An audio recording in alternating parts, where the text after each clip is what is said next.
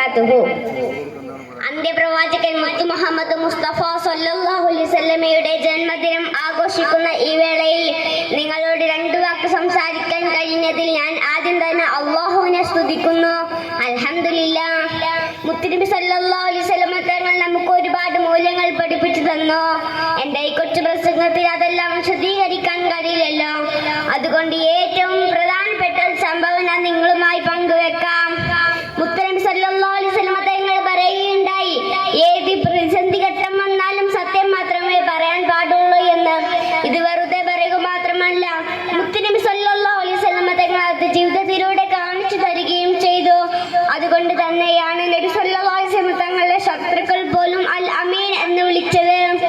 ഒരിക്കൽ ഒരു അറാബി നബി സല്ലല്ലാഹു അലൈഹി വസല്ലമയുടെ അടുക്കൽ വന്നുകൊണ്ട് പറഞ്ഞു, നബിയേ, എനിക്ക് എല്ലാ തെറ്റുകളിൽ നിന്നും ഒരേ സമയം മാറി നിൽക്കാൻ കഴിയില്ല.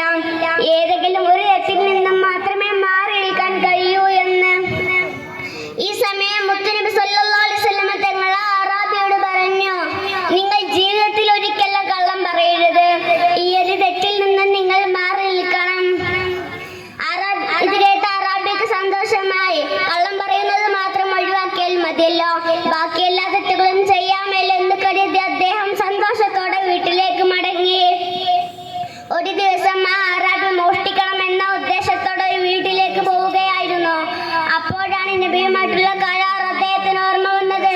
നാളെ മുത്തുനബി സല്ലല്ലാഹു അലൈഹി വസല്ലമ തങ്ങൾ മോഷ്ടിച്ചിരുന്നോ എന്ന് എന്നോട് ചോദിച്ചാൽ ഇല്ല എന്ന് കള്ളം പറയാൻ പറ്റില്ലല്ലോ എന്ന് ഓർമ്മ വന്നപ്പോൾ അയാൾ മോഷണത്തിൽ നിന്നും പിന്മാറി. ഇങ്ങനെ ഓരോ തെറ്റുകൾ ചെയ്യുമ്പോഴും ആ കരാർ ഓർമ്മ വരികയും എല്ലാ തെറ്റുകളിൽ നിന്നും ഒഴിഞ്ഞു മാറി സ്വാലിഹായ മനുഷ്യനായി ജീവിക്കുകയും ചെയ്തു.